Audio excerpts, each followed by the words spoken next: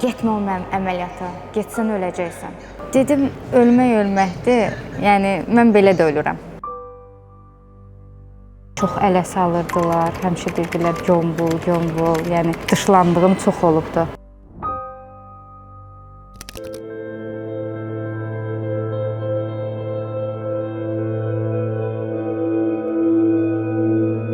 «180 dərəcə dəyişim» layihəsinin bu dəfəki qəhrəmanı Romina Motamedidir. O artıq çəki ilə mübarizə aparmağa uşaq yaşlarından başlayıb. Yaşlılarının onu gömbul deyərək çağırması Rominanı depressiyaya salır, özünə inamı azaldırdı. Arıqlamaq üçün hər vasitəyə əl atmış. İdman, pəhriz, hətta günlərlə ac qalırdı. Amma nəticəsini görmürdü. Təxminən 1-ci sinifdən sonra başladım kökəlməyə və bu get-gedə davam elədi. Çox çalışdım, özüm arıqlıyım. Elə bir dönəmlərim oldu da ki, arıqladım. 6 aya 30 kilo arıqladığım, 2 aya 18 kilo arıqladığım, amma bunların heç birində daimi bir müddətli bir şeylər olmurdu. Həmişə arıqlayırdım, kökəlirdim. Yaşım az idi, amma buna baxmayaraq mən çox yaşlı görsənirdim və istədiyim yaşıma uyğun geyimlər tapa bilmərdim. Məsələn, öz yaşlarım kimi oynaya bilmirdim, tez yorulurdum. Uşaq vaxtı məsələn çox ələ salırdılar, həmişə dedilər gömbul, gömbul, yəni dışlandığım çox olubdu. Geyim almağa gedirdim, depressiv halda gəlirdim, bir həftə evdə yatırdım. Çünki istədiyim heç bir geyimi alıb giyinə bilmirdim. Üstəlik, məsələn, mən 25 yaşım var. Mağaza saççısı gətirir, mənə 60 yaşındakı xanımın paltarını verir ki, bu sənin razmeri var, ancaq bu paltar var. Baxırdım ki, yəni sən bir mənə bax, paltara bax da, yəni heç olmaya duy günə ki, bu bunun onsuz da yaşına uyğun deyildi. Bunu mənə niyə verirsən? Elə olurdu ki, bütün gününə bir dənə yumurtanın ağı ilə gəzirdim. İdmana da gedirdim, hazırlığa da gedirdim. Qarşıma elə bir məqsəd qoymuşdum. Mən bunu eləməliyəm. Mənim yadıma gəlir ki, həmin ərəfədə 9-cu sinifdə falan oxuyardım. Mənim acılıqdan ürəyim getmişdi. Yolun ortasında. Yəni bundan o tərəfə bir şey yoxdur.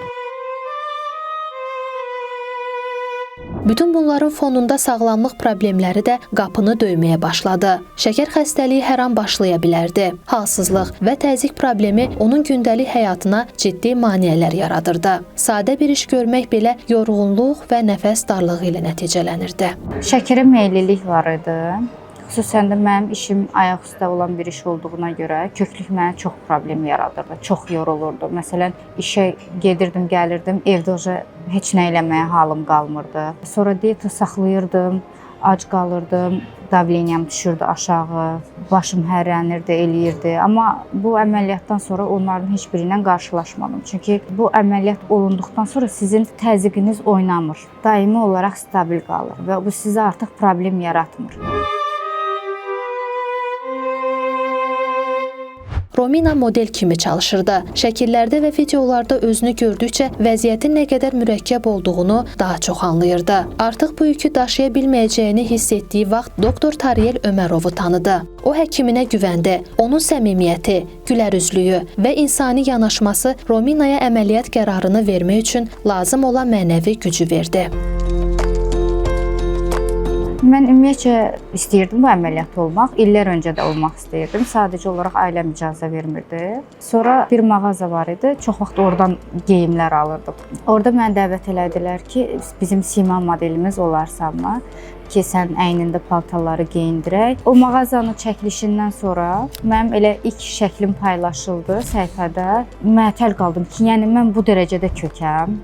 Yəni mən həqiqətən belə görsəndim. Çünki insan güzgüdə özünə baxanda heç vaxt o köklüyü hiss eləmir. Mənim Instagram səhifəmə də kimsə baxsaydı həmin kök vaxtlarımda, hamısı uzaq baş deyərdi ki, topuş bir xanımdır da, yəni bu dərəcədə kök olduğumu hiss eləməzdilər.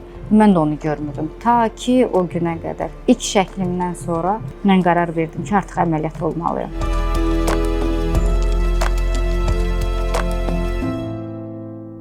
Sonra 2 həkimlə görüşdüm. Bizim bir tanış da var idi. Tariyel doktora əməliyyat olunmuşdu. O ilə danışıqdan sonra da Tariyel doktorla görüşdüm. O görüşdən sonra əmin oldum ki, yəni elətdirsəm mən ancaq Tariyel doktora elətdirə bilərəm. Çünki savad öz yerində insani duyğuları mənə çox keçdi. Mehribançılığı, səmimiyyəti, Məni inandırdı ki, mən həqiqətən də bu köklükdən azad ola biləcəm. İlk növbədə həkimə güvənməlisən. Məsələn, çox araşdırmaqla deyil, ünsiyyət qurduğunda sənə verdiyi güvəndir. Mənə bir nəfər bir söz dedi, getmə o mənim əməliyyata, getsən öləcəksən. Dedim, ölmək ölməkdir, yəni mən belə də ölürəm. Əvvəllər əməliyyatdan qorxurdu, çünki uğursuz ola biləcəyindən narahat idi. Amma düşünürdü ki, alınmaz deyil. Əksinə, bu onun üçün yeni bir başlanğıc ola bilərdi və cəsarətini toplayıb əməliyyat qərarı verdi. Əməliyyata girməmişdən öncə hətta istəyirdim ki, heç kimə deməyim ki, mən əməliyyat oluram. Çünki qorxurdum, birdən məndə alınmaz. Amma da düşünmədim ki, məsələn, həmin bu ərəfədə alınmaz deyə bir şey yoxdur. Mütləq ki, alınacaq. Və mən öz iradəmə də belədəm və üstəlik də ki, bu əməliyyatdan da arıqlamama kimi şansın yoxdur. Mədə kismə əməliyyatda, ümumiyyətlə bariatrik metabolik cərrah əməliyyatlardan sonra arıqlama müddəti 1-2 ildir. Yəni 12-18 ay arasında götürülür. Əməliyyatın növündən asılı olaraq, məsələn, mədə şuntlama əməliyyatlarında daha çox gedə bilər. Xüsusən Ruy üsulu ilə şuntlamada, minigastrik bypass dediyimiz tək anastomozlu şuntlamada bəzən 6-cı ayda belə dayana bilir. Mədə kismədə 10-14 aydır. Pasiyentin əməliyyatdan sonraki davranışları bunu uzada bilər, 14 aya qədər qısalda bilər. Məsələn, ancaq şirniyyat yeyən pasiyentlərdə 10-cu ayda, 9-cu ayda dayana bilir. Hormonal pozğunluğu olan pasiyentlərdə, xüsusən ginekoloji hormonal pozğunluğu olan pasiyentlərdə, hamilə əleyhinə tabletkalar, hamilə əleyhinə hər hansı bir daimi mütəmadi dərman içən preparatlar qəbul edən pasiyentlərdə bu proses qısala bilir. Önəmli məsələlərdən biri budur. Amma 1 ildə arıqlama müddətimiz və 1 il ərzində pasiyent öz çəkisinin 40-60%-ni itirə bilir. 40-60%-ni itirə bilir. Bu 40-60%-i asılıdır yenə pasiyentin o 1 il ərzində keçdiyi yol, qidalanması, hərəkət balansı. Bunlar çox önəmli məsələlərdən biridir. Normadan artıq arıqlayıb anoreksiya və kaksiya düşən pasiyent olmur, mümkün deyil.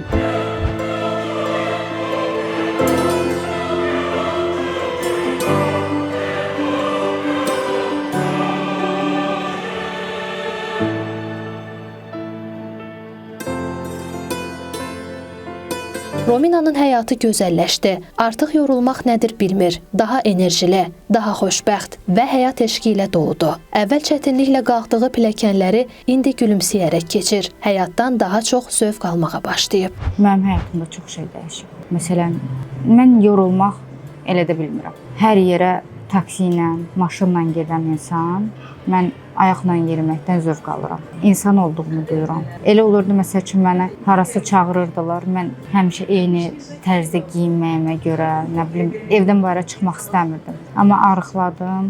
Evdə oturmaq istəmirəm indi də.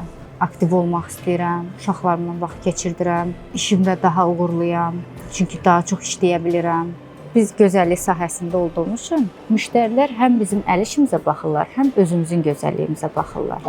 Mənim kök olduğum vaxtlarda xanımlar deyirdilər ki, sən çox özdən gözəlsən, sən niyə arıqlarmışsan özünü? Məsələn, bəzi vaxtlar sənə elə bir yazığı gəlirmiş. Nə olur, biraz arıqla da. Həm istəmir xətrivə dəysin, həm də onu o tərzdə deyəndə, amma daha çox incitmiş olurdu. Simamı görməyənə qədər heç kim mənim öz yaşımı verməzdi. Həmişə daha yuxarı yaşları verərdilər. Amma indi işdə həm gəlirəm işə, həm görkəmim çox gözəldir, həm bədən figuram çox gözəldir. Məsələn, xanımlardan belə tərif eşidirəm. Romina xanım, çox gözəlsiz. İndi demirlər siman gözəldir. Deyirlər siz çox gözəlsiz. Sonra bədən özünü toparlayır. Mən bilirdim ki, bacaracağam bunu. Kök davam eləməyəcəm həyatıma.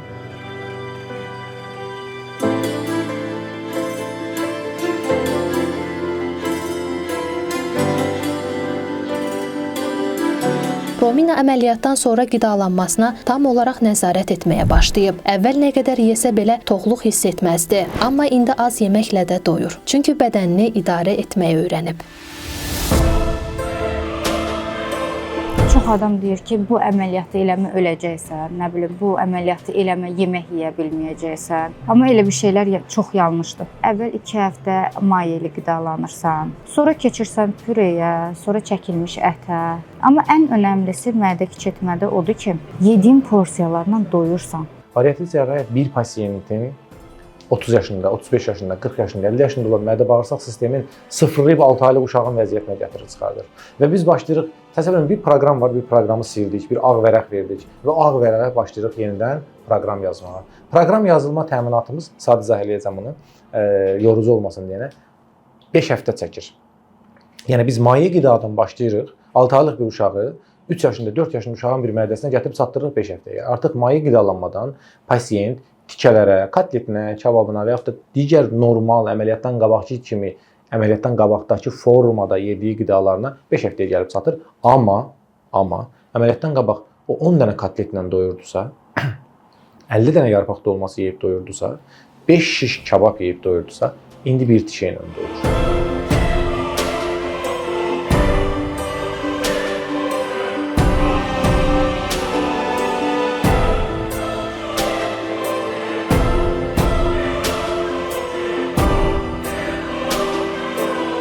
Məsələn, bir banan yeyirsən, doyursan, bir kotlet yeyirsən, doyursan və artığını da istəmirsən və bu ilə doymağın belə sənə sevinç bəxş eləyir, xoşbəxt olursan. Necə oldu? Mən bunu axı yedim. Normalda mən bunu yeyib doymamalıydım. Amma yeyirsən, doyursan və sənə möhtəşəm bir xoşbəxtlik verir. Özünlə qürur duyursan. Deyirlər ki, mədə kiçiltmə elətdirdim, bir müddət keçdi, kökəldim. Bu niyə görədir? Məsələn, mən bir kotleti yemişəm, doymuşam. Bunu yedim, doydum, amma gözüm əgər o birisində qalıbsa, götürüb onun yarısını da belə tıxa basa əgər yedimsə, onda istər-istəməz yavaş-yavaş mədə elə bir şeydir ki, böyüyə bilər. Amma yox, bir kotleti yedin, çəkildin, gözün qalıb, 2 saat sonra gəlir. Amma həmin vaxt yemə. Onda qəti surətdə kökəlməyəcəksiniz. Həftədə bir fast foodumu da yeyirəm, pizzamı da yeyirəm, kebabımı da yeyirəm, hər şey.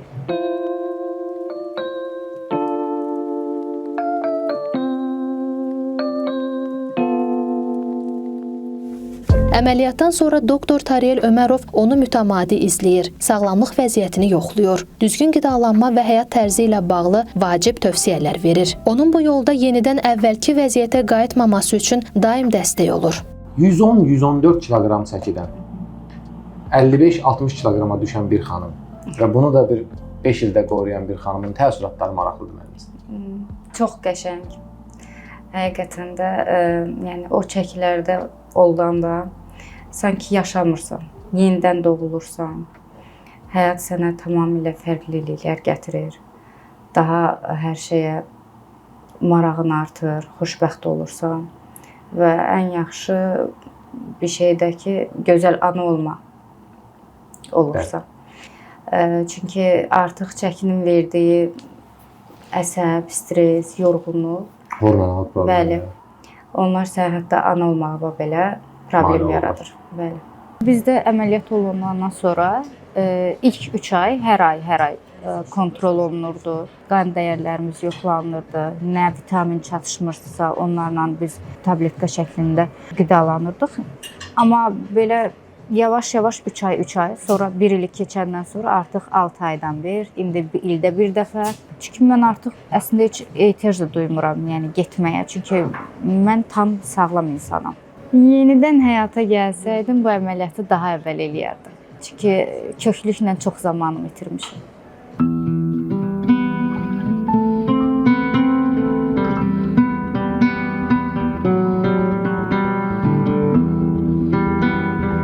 Romin əməliyyatdan sonra tam 66 kiloqram arıqlayıb. Onun bu möhtəşəm dəyişimi təkcə fiziki deyil, həm də psixoloji azadlıq qazandığını sübut eləyir. Rominanın hekayəsi bir daha sübut eləyir ki, istək və iradə ilə insan öz həyatını tamamilə dəyişə bilər. Məndə ən çox kök olduğum vaxtı 114 kilo olub. Amma əməliyyata girmişəm 108 kilo ilə. Əməliyyatın 8-ci ayında mən artıq 48 kiloya düşmüşdüm. Mən Tariyel doktorun yanına gəldim. Doktor gördü ki, mən çox arıqlamışam və Tariyel doktor soruşdu ki, dünənləri nələr yemisiniz? Mən xatırlamırdım ki, nələr yemişim. Çünki o qədər az yeyirəm ki, həm də bir dəfə yeyirəm, heç yadıma düşmür. Məni qorxutdu. Dedi, belə eləməyin, belə eləsəz çox arıqlayacaqsınız. Məni qorxutdu ki, artıq bəsdir. Yeməyə başlamalısan, yoxsa bu gedişlə sən bir 15 kiloda arıqlayacaqsan, bir dəri bir sümük, belə olmaz. Amma ondan sonra başladım düzənli yemək yeməyə. 3 saatdan bir biraz yeməyimi yedim. Elə. Təxminən gəldim oldum 52-55 kilo arası. Mən artıq 5 ilimi tamamlamışam, 6-cı ilimizə keçir.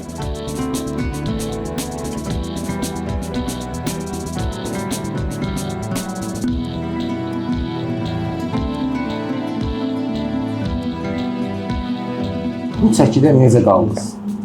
Əməliyyat elədik. Siz biz 50 kiloqrama qədər endiniz. 52, Bəli. 53, hətta 48 olan vaxtlarımız oldu. Bəli. Bax bu 6-cı ildir. Siz normal şəkildə qidalanırsınız, yeməyinizi yeyirsiniz, istədiyiniz hər şeyi yeyirsiniz, amma sağlamsınız və hətta bildiyim qədərilə idman da eləmirsiniz. Yox, heç bir idmanla Əla. məşğul olmuruq. Məsələn, biz necə Ramazanda o nəfsimizə qalib gələ bilirik, bu da onun kimi bir şeydir. Məsələn, mədə əməliyyatı olursan və sənə sanki ömürlük göz toxluğu gəlməlidir. Ən əsası onu qorumaq üçün gözün tox olmalıdır. Çünki biz bir bananı belə yeyəndə doyuruq. Amma önəmli olan o yarım bananda da gözünün qalmamağıdır. Onu əgər Və ya həqiqətən də bilsəz- bananın yerinə başqa bir şey yeməmək, Hə. bananı yeməkdir. Bəli. Aha, bəli. Həqiqətən də onu əgər artırmasalar qəti surətdə kökəlmə olmur. Məsəl üçün kotlet deyək. Hı. Neçəsi sizi doyuzdur? Bir kotlet. Bir kotlet doyuzdunuz. Bəli. Bitdi. Yəni bununla gözünüz süfrədən kəsilir və doymaq Bəli. istəyirsiniz. Bəli. Hətta 5 ilin sonu üçün bu çox gözəl bir bəli. Hətta elə olur ki, bir kotletin belə ölçüsünü biraz çox eləyəndə bir loxmalıq bir şey qalır. Mənə çox vaxt elə bir loxmadır da onu atdı ağzına. Nə qəd şey eləyəcək. Deyirəm yox, mən o narahat eləyər. Aydın. Mədəmi böyüdə Artıq siz bilər, bu işin filan eləyə bilər. Ona Elmin görə fəlsəfəsinə varmısınız. qəti surətdə onu eləmirəm. Əlbəttə ki, 114 kiloqramlıq bir insanın, 200 kiloqramlıq bir insanın arıqlama müddətində bir kotletlə ona verilən vitamin, zülal, protein ehtiyacı olmayacaq. Biz 3 aydan biri yoxlamaqda əsas kontrol məqsədlərimiz düşən vitaminləri, düşən mineralları yerinə qoymaqdır. O vaxtda olur ki, bədənin arıqlamasını o vaxt saxlayır ki, artıq o bir kotlet hansı kiloqram çəkinin vitamin, mineral ehtiyacını ödəyirsə, pasiyent o çəkidə qalır.